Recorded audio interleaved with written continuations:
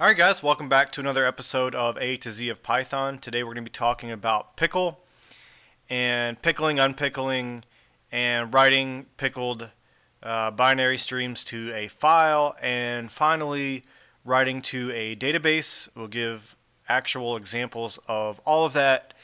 And to begin, let's just talk about what pickle is. Well, it's a Python module that flattens data or serializes it, whatever you want to call it, into one long sort of string of garbled sort of text and other characters. And it ends up being a bunch of bytes kind of streamed together, and with the idea that if you can't take a Python object like a dictionary or a list and save that somewhere outside of Python, well, you can squish it down into a long string of bytes and save it. And then when you read it back in, Python can sort of intelligently reconstruct the original object. And to give you an idea, you might have seen JSON used on the internet. And that's a very similar and quite a bit more popular sort of technique to flatten data. And essentially it's a great way to transmit or save complex objects over the internet or to a file or database and then retrieve them back in. So we're going to squish everything down into one long string of bytes and move it around and then read it back in and reconstruct it back into the original object. So to kind of take some of the mystery out of what that is, let's just see what it looks like, and it'll kind of all start to make sense. So I'm going to do a dictionary called gem colors. I don't know why, it's just what I'm going to do. I'm going to put in some different gems and their colors. So let's get this typed in. Let's see, sapphire is blue. Yep. Let's not do that. And amethyst, I think, is purple. There we go. So we got 4 gems in a basic dictionary there, and let's just do a something called price per carat, and we'll make that equal to a list, and we'll just put in some what we think maybe a carat of that might cost, right? So we're just gonna make up some numbers here, and 975. There you go. So these are just 2 arbitrary objects, Python objects. We got a dictionary and a list, and it would be very difficult or impossible to write these as they are to a file or to a database or anywhere else. And so we're going to crunch them down, flatten them into like a serialized line of bytes. And I'll show you what that looks like, and then we'll read them back in, and then we'll see that they are in fact reconstructed into the original form. So it's going to be a lot like writing to a file. So we're going to do with open and do data.pickle. You can name that whatever you want, but naming it a .pickle file is, I think, a pretty good practice because you'll know exactly what you're dealing with. We're going to write that as binary, so don't leave this B off of there or it will not work, okay? And then we'll do as F, so as file, and we'll do pickle.dump. We're going to use the dump method here and just dump gem colors to the file, and then dump price per carat to the file, and that's it. So at this point, oh yeah, it might help to import pickle.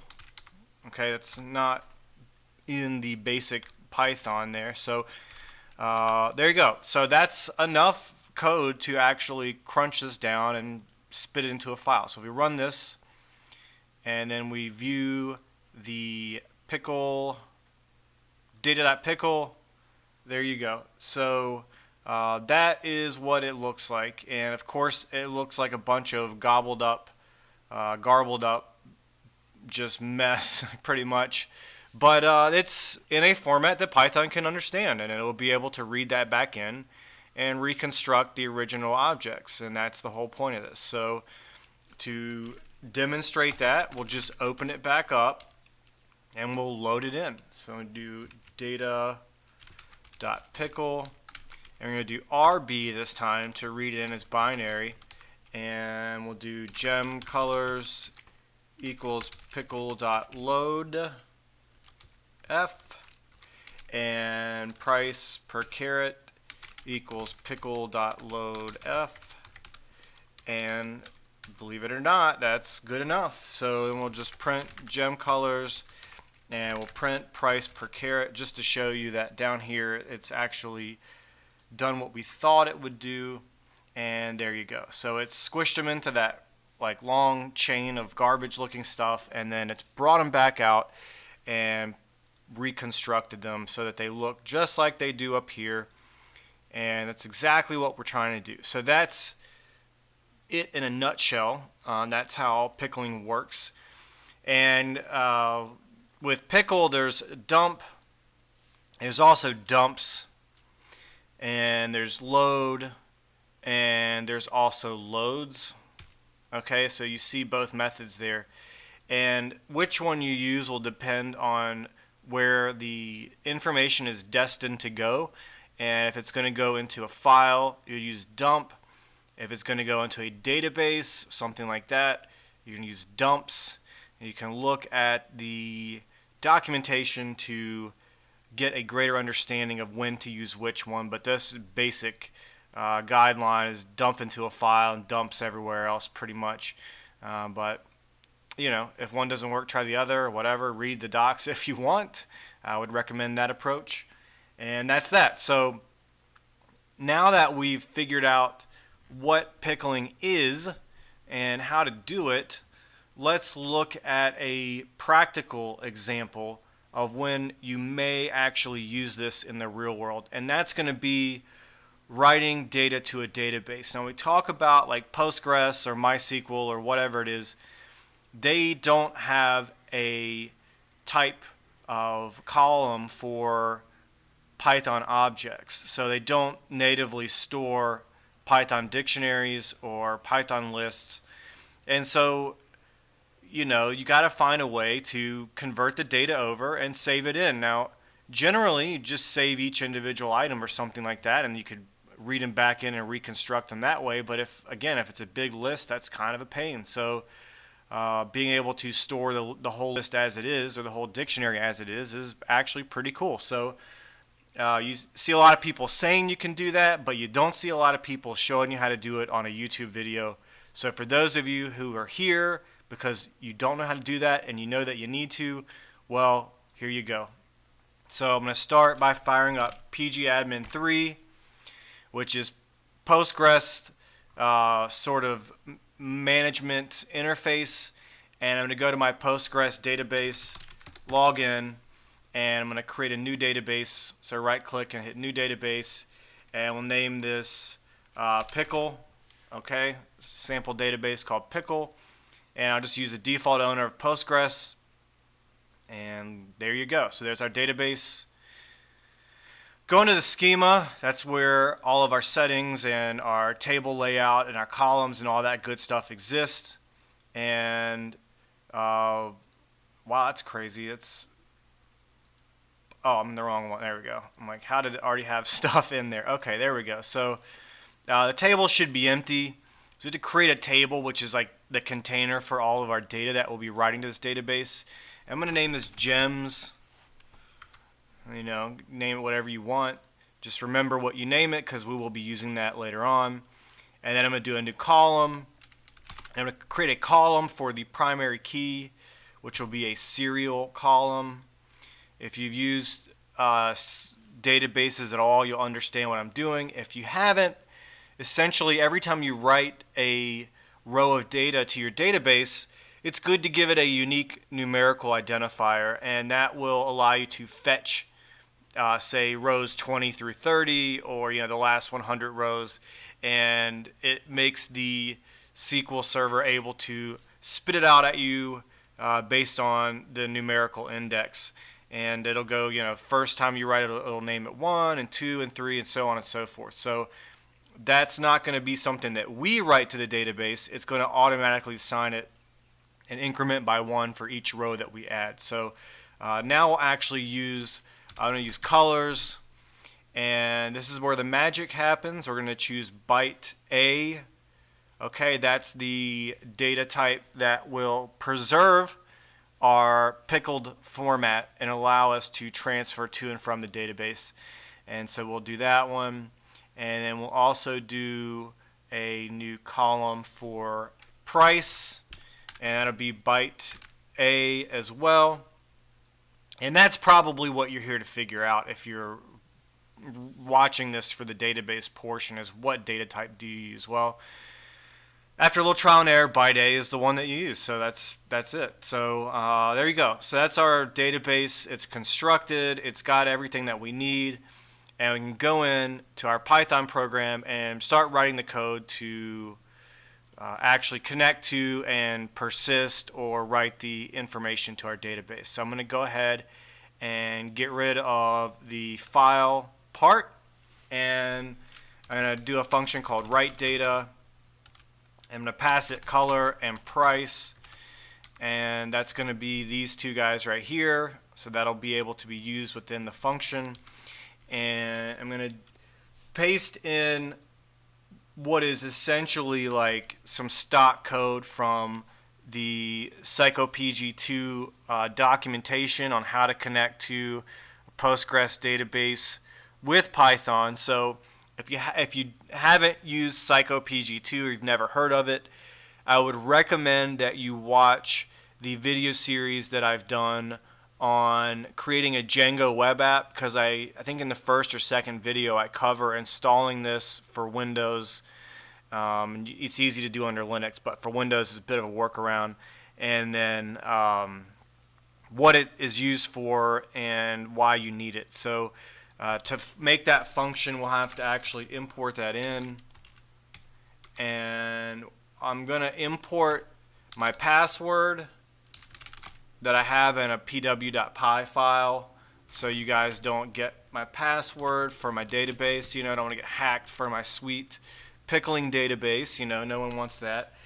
And so you will skip this step. But then you're going to need logging.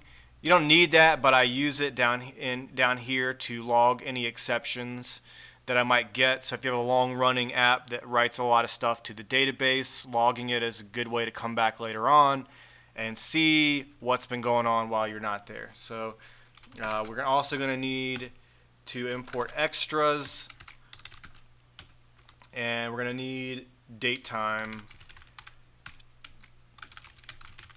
Just for this example, it's not like a requirement, but I like to print out a date time stamp when the error occurred, so that I can know maybe if the database is failing at a particular time or whatever it is, just for kind of like debugging purposes. So the database name that we created was called Pickle. Okay, so make that Pickle, and put in your username that you used. We use Postgres. Since it's on the machine locally, it's going to be localhost as the host, and the password, you will put in the single quotes your actual password. Okay, but since I have mine saved in a separate file and imported it in as a variable up here, I'm going to do it this way. And there you go. So that will establish the connection, and it will create a cursor which will allow us to navigate through the database and write or read data to or from the database. So now we need to write everything in. So I'm just going to do pickled colors equals pickle.dumps with an S now, not with a P, just with an S, because we are not writing it to a file. So that's what I talk about. There's a dump and a dumps method. Make sure you use the right one. And we're going to do color, and that's this guy right here, which is actually this right here. Okay, and we're going to do pickled price, I guess. Sounds good to me. We'll do that, and we'll make that equal to pickle.dumps price, so whatever you named it up here, you just move it down here. And that sort of pickles the two objects that we have up here. And now we can go ahead and persist those to the database. So we're going to do a little bit of sort of like pseudo SQL here. And this is something that you can take straight from the PsychoPG2 documentation. There's some basic examples on how to do this. But essentially you just tell it to execute, and you put in triple quotes and inject your SQL into here. So got to capitalize insert into your table, which again, if you recall, we named it gems. All right, so into the gems plural, gems table.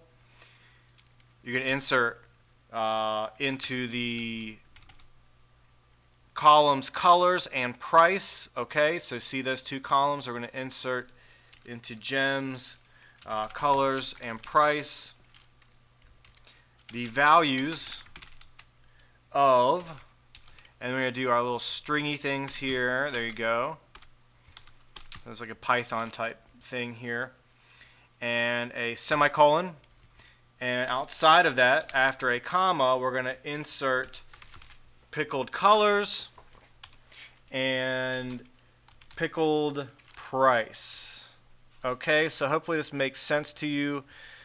Tell the cursor to execute this command, insert into the gems, specifically colors and price columns, the values of, and these are the placeholders for these two guys here. So it'll take this one, put it here, this one, put it here, execute this, and hopefully write this pickled data into the database for us. And when you're done, you need to actually commit this to the database, or it will never write anything. Okay, so don't forget this part. And you got to close out everything at the end. So close your cursor, close your connection, and then we'll go in here and print data written to database, so we get a visual confirmation, and run this, cross our fingers, and oh yeah, we got to actually execute the function. So let's try to do this. So you write data, and we pass it in the gem colors and price per caret, right? So gem colors, price per caret, run this again, and of course it blew up because I have, where did I make that mistake? Online close, connection.close, there you go. Great, so it says written to database successfully. So if we go back to pgadmin, right click on gems and do view data, top 100 rows. Okay. Oh, I didn't make this primary key, so I kind of messed that up. So let's do that now. Let's delete these two out. We'll be able to do that in a second. Go into your key, or go into your gems, right click, go to properties, go to constraints, add a primary key, and just name it key or whatever, and go to columns and set your key as the primary key. Add that. So add the key and hit OK and hit OK, and now if we view the data, we have a primary key.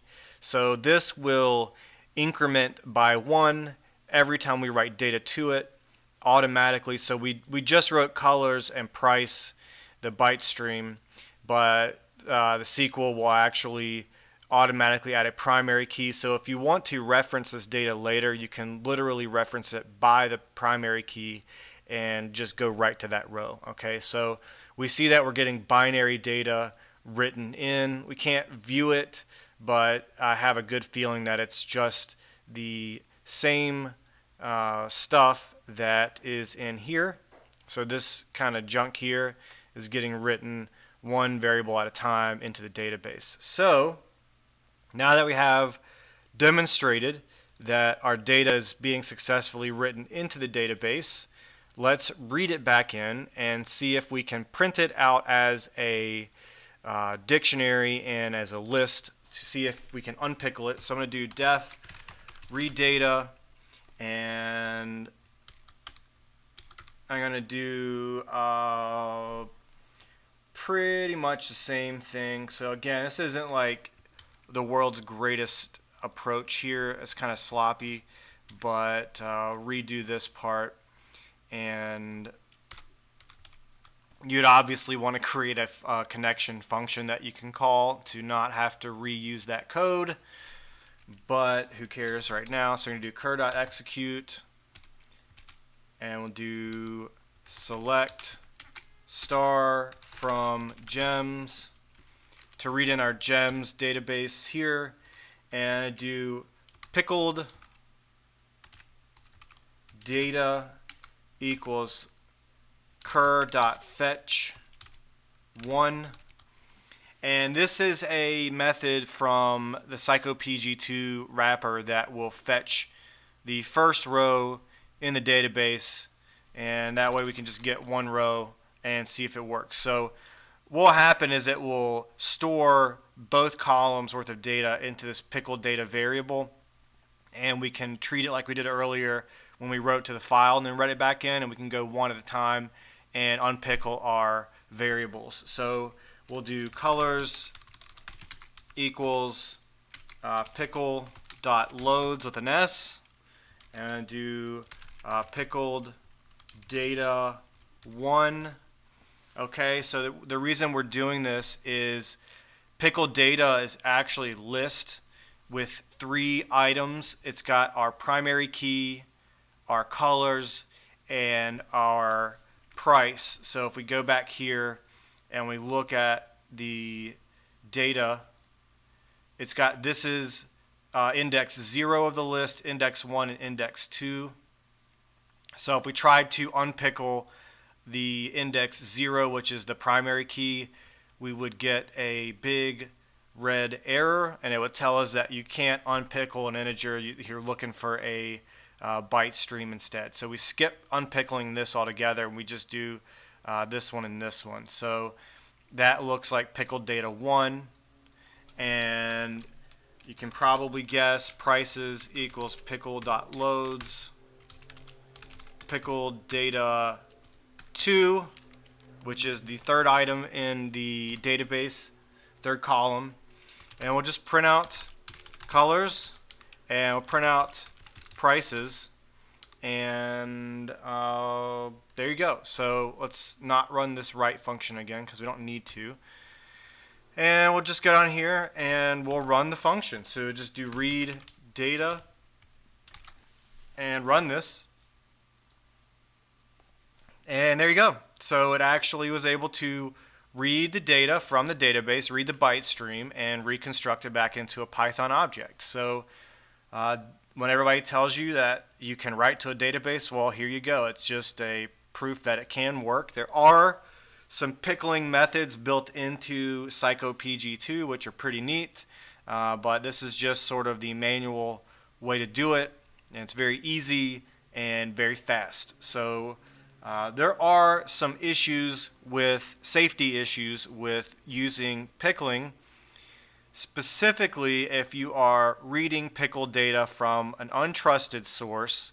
Someone could, in theory, it is said, to inject malicious code into the pickled stream, and when you unpickle it, it might execute or do some kind of nefarious things to your computer. So it's pretty well noted to only unpickle byte streams from sources that you are 100% certain that no one else has access to. So in this case, using a database that we have the password to, and only we are reading and writing from, it's generally safe. It also Pickle has been updated. Just as a few notes for the end here, Pickle's been updated quite a bit, and if you look at the older versions of Pickle, you may not have even had database support at all, and you didn't have networking support, so you really couldn't even transmit pickled data over the internet anyway. But A lot of that's been changed, so it can actually do all those things now. You just need to think very carefully about whether it's really necessary to use Pickle.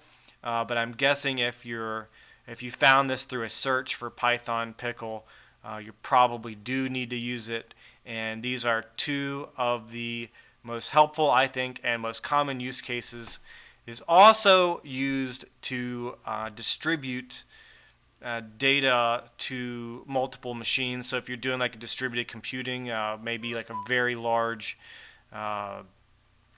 math problem with a ton of calculations over a large data set, and you want to split that over like 20 or 30 virtual machines or something like that, or actual machines, you may want to look into Pickle for that too, as it is commonly used to split up the data and keep track of everything. So that sums it up. Hopefully that's a good introductory to Pickle for you.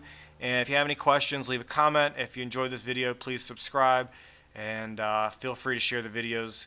And I appreciate you tuning in. Once again, thanks.